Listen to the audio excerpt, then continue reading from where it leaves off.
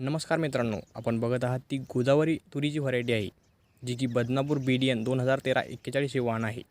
आपण बघतो आहेत की चांगल्या पद्धतीने शेंगा लागलेल्या आणि पूर्णपणे शेंगा अवस्थेत आपलं पीक सध्या दिसत आहे.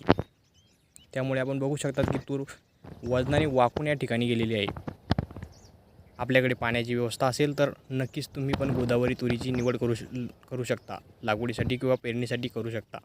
परंतु जे 711 BDN तुरीपेक्षा या वाणाला 15 ते 20 दिवस जास्त कालावधी निघण्यासाठी लागतो. तुम्ही पाहता या तुरीसाठी आपण काही विशेष नियोजन केलेले नव्हते.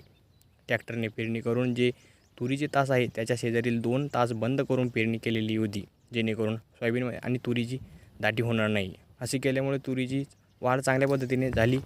हवा खेळती राहिल्यामुळे सोयाबीनला सुद्धा याचा चांगल्या पद्धतीने फायदा या ठिकाणी झालेला दिसून आला. मित्रांनो, तुरीमध्ये अंतर फार महत्त्वाचे असते, जेणेकरून अंतर मशागत आणि औषध फवारणीसाठी व्यवस्थित राहील. त्यासाठी आपण 2 तुरीच्या तासामधील अंतर हे 8 फूट ठेवलं होतं.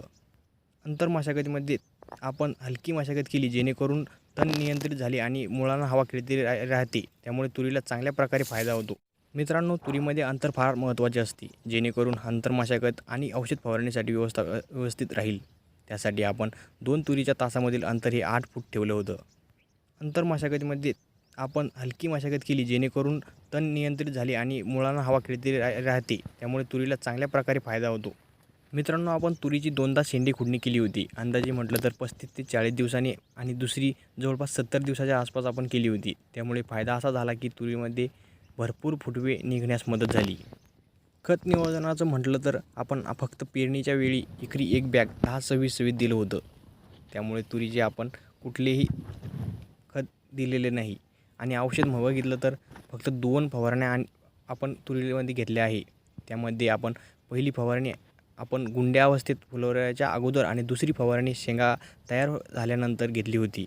मित्रांनो, तुम्ही बघत आहात या 2 एकर प्लॉटमध्ये आपण एकरी 9 क्विंटल सोयाबीन, म्हणजे जवळपास या 2 एकरामध्ये आपण 16 ते 17 क्विंटल सोयाबीन काढली. आणि नक्कीच आता सोयाबीनच्या नंतर आपल्याला तूर देखील 8 ते 9 क्विंटल होईल अशी अपेक्षा आहे.